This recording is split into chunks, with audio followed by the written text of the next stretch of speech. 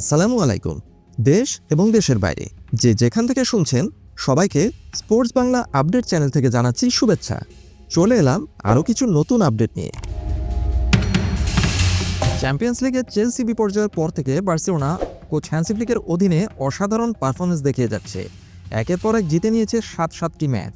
আর এক্ষেত্রে প্রশংসিত হচ্ছে কোচ হ্যান্সি ফ্লিকের হাইল্যান্ড ডিফেন্স ট্যাকটিক্স। এছাড়াও রয়েছে পাও কুবার্সি এবং জেরার্ড মার্টিনের ডিফেন্সে এক অপ্রতিরোধ জুটি হয়ে ওঠার গল্প। চলুন এগুলো নিয়ে আজকে বিশ্লেষণ করি। বার্সেলোনা এখন আর কেবল টিকি-টাকা খেলে না। কোচ হ্যান্সি ফ্লিকের অধীনে তারা এখন ইউরোপের সবচেয়ে ভয়ঙ্কর একটি ভার্টিক্যাল এবং হাই ইন্টেন্সিটি দলে পরিণত হয়েছে। বার্সেলোনা ডিরেক্ট গেম প্লেইংয়ে অভ্যস্ত হয়ে উঠছে। প্রতিপক্ষের কাউন্টার অ্যাটাক থেকে দ্রুত বার্সেলোনার ডিফেন্ডাররা ডিফেন্সে নেমে আসছেন এবং আরও দ্রুত ট্রানজিশনের মাধ্যমে তারা অ্যাটাকে চলে যাচ্ছেন। তবে এক্ষেত্রে একটি সমস্যা হচ্ছে বার্সেলোনা প্লেয়াররা কোচ হ্যান্সি ফ্লিকের এই নতুন সিস্টেমে যে পরিমাণ ফিজিক্যাল লোড নিতে হয় সেই লোড নিতে গিয়ে প্রায়শই ইনজুরিতে পড়ছেন। তবে এর বিপক্ষেও যুক্তি আছে। কোচ হ্যান্সি ফ্লিকের এই অসাধারণ ট্যাকটিক্সের কারণেই বার্সেলোনা একের পর এক সাফল্য নিয়ে আসছে। এই নতুন সিস্টেমের সবচেয়ে বড় চমক হচ্ছে কোচ হ্যান্সি ফ্লিকের ডিফেন্স। বিশেষ করে পাও কুবার্সি এবং জেরার্ড মার্টিন যেভাবে কোচ হ্যান্সি ফ্লিকের কঠিন চ্যালেঞ্জগুলো জয় করেছেন তার রীতিমতো বিস্ময়কর। সম্প্রতি এই দুই তরুণ প্রতিভা কোচ হ্যান্সি ফ্লিকের ডিফেন্সের মূল নায়ক হয়ে উঠছেন। চলুন তাদের ট্যাকটিক্যাল ভূমিকা এবং সাম্প্রতিক কিছু পরিসংখ্যান আমরা দেখে নিই। কোচ হ্যান্সি ফ্লিকের রণকৌশলে কি আছে?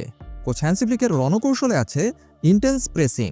হ্যান্সি ফ্লিকের ফরওয়ার্ড লাইনে রাফিনিয়া, লামিন ইয়ামাল এবং কখনো কখনো র্যাশফোর্ড অথবা ফেরমিন লোপেজ এরা প্রতিপক্ষের ডিফেন্ডারদের হাই ইন্টেন্সিটি নিয়ে প্রেসিং করে থাকেন। আর এর মূল লক্ষ্য হচ্ছে প্রতিপক্ষের ডিফেন্ডারদের পা থেকে বল রিকভারি করে নিজেদের পজিশনে নিয়ে আসা। এছাড়াও কোচ হ্যান্সি ফ্লিক ডিফেন্সে অ্যাপ্লাই করেছেন অফসাইড ট্র্যাপ।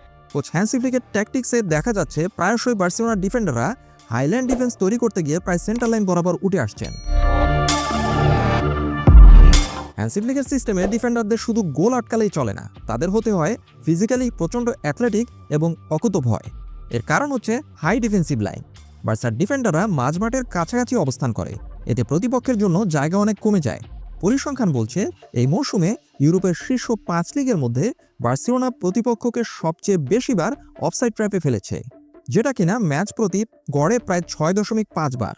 অর্থাৎ আপনার ডিফেন্ডাররা যখন হাইল্যান্ড ডিফেন্স করতে গিয়ে মাঝমাঠ বরাবর চলে আসবেন তখন অবশ্যই তাদেরকে খুব সতর্ক থাকতে হবে অফসাইড ট্র্যাপ তৈরি করার ক্ষেত্রে।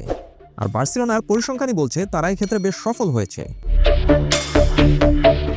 ইন্টেন্স প্রেসিং, বল হারানোর সাথে সাথে আক্রমণাত্মক প্রেসিং করাই হচ্ছে বার্সেলোনা প্লেয়ারদের লক্ষ্য। কোচ হ্যান্সি ফ্লিকের অতি আক্রমণাত্মক খেলা খেলতে গিয়ে যখনই বার্সেলোনার প্লেয়াররা বল হারিয়ে ফেলে তখন সেই বল হারানোর সাথে সাথে আক্রমণাত্মকভাবে প্রেসিং করে বার্সেলোনার ফরওয়ার্ডরা। কোচ হ্যান্সি ফ্লিকের ট্যাকটিক্সের এই হাই ইন্টেন্স প্রেসিংয়ের আরেকটি কারণ হচ্ছে প্রতিপক্ষের প্লেয়াররা যাতে খুব দ্রুত কাউন্টার অ্যাটাকে চলে আসতে না পারে। এজন্য পাও কুবার্সি এবং জেরার্ড মার্টিনদের সবসময় সজাগ থাকতে হয় যাতে প্রতিপক্ষ কাউন্টার অ্যাটাকে গোল করতে না পারে। অসাধারণ খেলছেন পাও কুবার্সি। মাঝমাঠের ভীষণ সম্পন্ন একজন ডিফেন্ডার হচ্ছেন এই পাও কুবার্সি। মাত্র 18 বছর বয়সেই একজন টিনেজার হয়েও পাও কুবার্সি এখন বার্সেলোনার ডিফেন্সের বলা যায় ব্রেইন। সাম্প্রতিক পরিসংখ্যান কি বলছে? সম্প্রতি পরিসংখ্যানে দেখা যাচ্ছে পাও কুবার্সির লং পাসিং অ্যাকুরেসি প্রায় 82%। তার দারুণ কি পাসগুলো সরাসরি প্রতিপক্ষের রক্ষণ ভেঙে ফরওয়ার্ডদের কাছে পৌঁছে যাচ্ছে। কোচ হ্যান্সি ফ্লিক তাকে তার প্রিয় পজিশন রাইট সাইডের সেন্টার ব্যাক হিসেবে থিতু করেছেন। তার গেম রিডিং ক্ষমতা এতটাই প্রখর যে অনেক অভিজ্ঞ স্ট্রাইকারও তার সামনে খেই হারিয়ে ফেলছেন।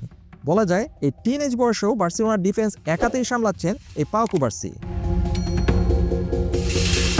অন্যদিকে জেরার্ড মার্টিন, কোচ হ্যান্সি ফ্লিকের সবচেয়ে বড় সারপ্রাইজ হচ্ছেন এই জেরার্ড মার্টিন, যাকে ভাবা হয়েছিল একজন ব্যাকআপ লেফট ব্যাক।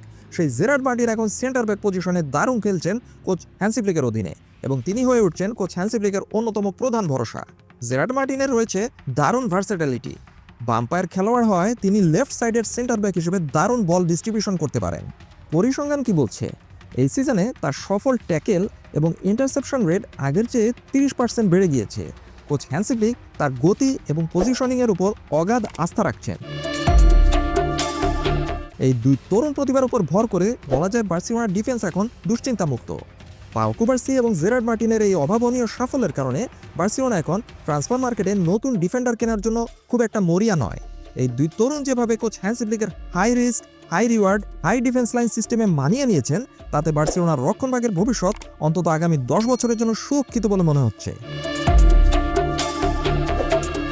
আপাতত এ পর্যন্তই। সবাই ভালো থাকুন, সুস্থ থাকুন, নিরাপদে থাকুন, এই প্রত্যাশায় আল্লাহ হাফেজ।